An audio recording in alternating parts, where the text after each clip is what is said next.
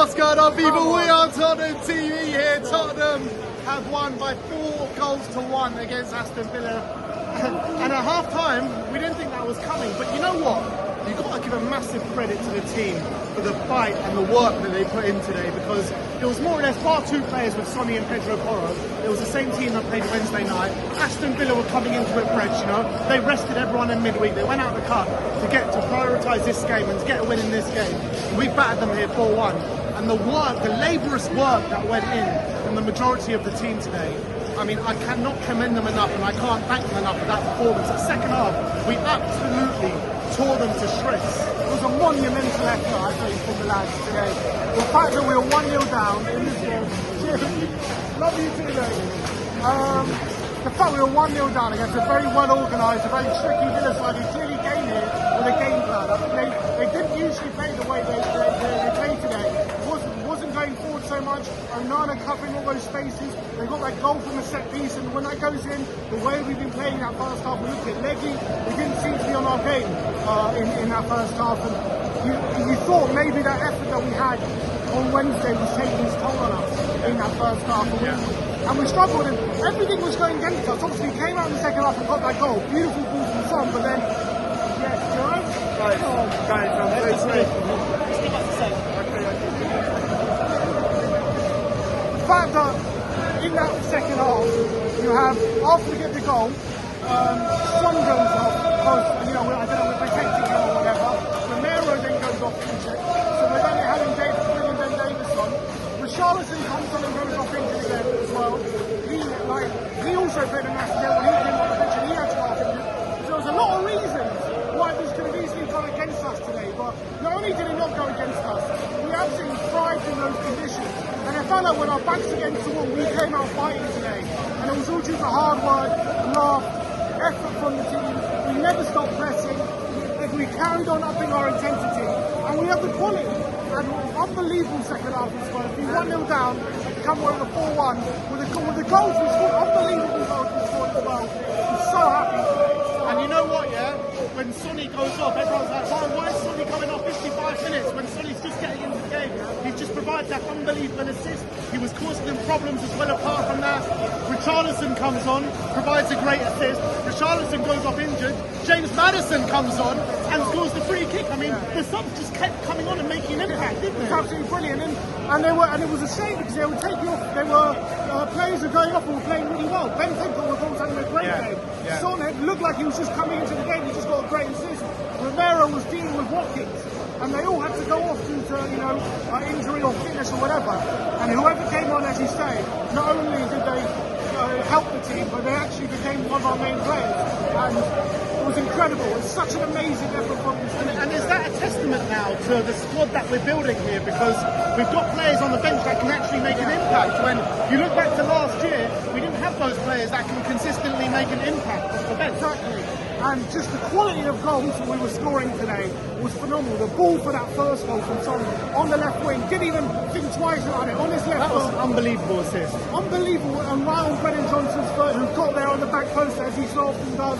The move for that second goal, the interchange from Sarr, Kulusevski through to Solanke, who just That finish, over man. the keeper. Oh, that finish. Amazing stuff. That finish. Absolutely brilliant from Solanke. That didn't look like a guy who hadn't scored in six games or whatever, who hadn't had a shot on target in 6 games. That didn't look like the finish of a guy who's done that.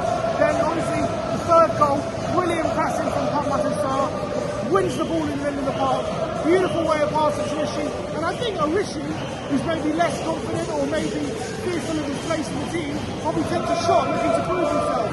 Laid on a play for his strike partner Solanke, laid on a play for his game start the second half of the game, and then what a free kick from Maddison right at the deck as well.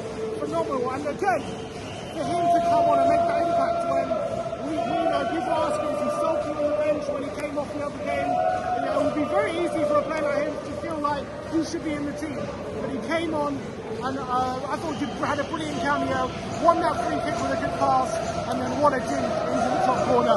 So it's all day, all round was unbelievable today. I want to give a massive big up to Pape Matar Sarr today, because I thought he was, for me, he was my man of the match. I know Dom got 2 goals and everything like that, but I thought Pape Matar Sarr worked his absolute socks off. He was providing quality on the ball on a consistent basis, particularly in the second half. And I thought he was a shining light, which plays into the narrative how he just keeps growing and growing and growing into this season. Brilliant display. I thought first half he was struggling to really impact the game on the ball, but I think that changed second half. I thought some of his passing, some of his switches of play were unbelievable. Right on a plate to the wingers, and obviously he won the ball back in the middle for that third goal as well. Unbelievable passing, he just doesn't stop running. And to think of it this way, the fact that, as you say, we had 9 players who started today, who started on midweek. And the fact that we finished it stronger than Villa today, we look like the Villa were on their feet at the end. They couldn't keep up with us. And to have that just shows the fitness and the work that they put in this game. And it's just an incredible effort. And I'm so proud of the team because there were so many excuses for us today not to win. And we battered them. And this is a good Villa side, as we said going in, unbeaten away from home. You know what, this stadium, it's not turning into a fortress, it is a fortress now. We are battering everyone that comes here. Bar the Arsenal game, we have battered every single team that has come here. We've scored 3 goals or more. 3 goals or more in every single game. And Postecoglou has turned the Tottenham Hotspur Stadium, the first manager to do it, into a fortress. Nobody wants to come and play here now. Nobody. Yeah, exactly, and we just put teams over. We asked so many questions. And now we've got Solanke firing, Johnson's got another goal today. We saw how good Funny was in that second half as Solanke went off. Like everyone is stepping up now at the moment. And look, it was a big win today. With all the teams who dropped 1 Do you reckon there's a statement today? A big statement. The fact we battered them that we did, and the fact that we did that, having so many injuries during the game, having played a big game on Wednesday night as well, having a really tough, well-organised, tactical Villa side come here, to beat them 4-1 like we have, I think it's an absolute statement from this team. Especially against a team that we had to beat today, because if we didn't win toay, we got 8 points behind if we lose. Exactly. So it was a massive win. Not only are we 2 points behind, we're 2 points behind Arsenal, we're 2 points behind Arsenal now, and 3 points behind Nottingham Forest in third. So we've been coming around the corner on the weekend for the international break. I mean, we're putting ourselves in a really good position now, and it just makes you think, like, with those games against the Newcastles and the Leicesters and the Brightons, if we would have taken the points we deserved in those games, where would we be right now? Yeah, look, I think a lot of teams could say that with some of their games, but obviously, look, we are where we are, and it's starting to click in that front side, and when it clicks like it does today, it's such a joy to watch, especially in that second half. And I don't think it was one of those games where you definitely knew the win was coming, or half time. Like, we were struggling at times, but we pulled through, and we still came up with those unbelievable goals in the end of the game. And it was a struggle today. It wasn't a game where it was easy, but we ended up with a 4-1 win against a very good Villa side, and I think it's a testament to the team. The team showed that they're fighters today. They definitely proved that, and we've spoken at the team for their away performances. But the home stuff has clicked now. We just need to prove this on the away grounds. But from Solanke, I was saying to you in the build up to the week, last 6 games hasn't had a shot on target in any of those games. We need to see him getting in more goal scoring opportunities and positions.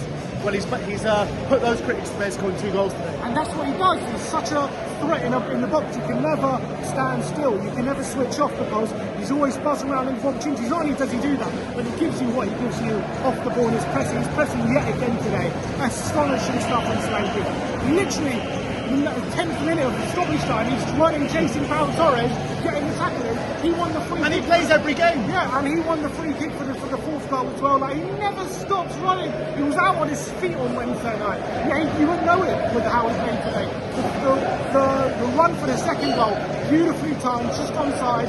Amazing run in behind him. What a finish. So clinical, so composed, thinking over Martinez. Right place, right time for the 3rd goal as well. Proper number 9 performance from Dom Solanke, and he's just the perfect striker for his team. And Ange said before the game, if Solanke keeps playing how he's playing, I don't care if he scores, I don't care if he gets shots on target, because he's a massive asset to the team, and he makes us better. Yet when he's getting goals like today, he's one of the best strikers in the league. All right. Well, a lot of happy Spurs fans down there. I don't even think of that. It's absolutely rammed and buzzing down there. But we'll see you in the studio tomorrow for a more in-depth breakdown breakdown. Spurs have battered Aston Villa by 4 goals to 1, and we're making this a bit of a regular thing now, battering Aston Villa. We couldn't twice last year. Yeah, we couldn't let them win 3 games in a row at the Tottenham Hotspur Stadium, but 4-1, I think it's an absolute deserved victory, deserved result as well. But we'll see you all tomorrow, and a perfect weekend with Arsenal losing and Spurs winning. So big up to everyone, like, subscribe and comment, and as always, come on you Spurs!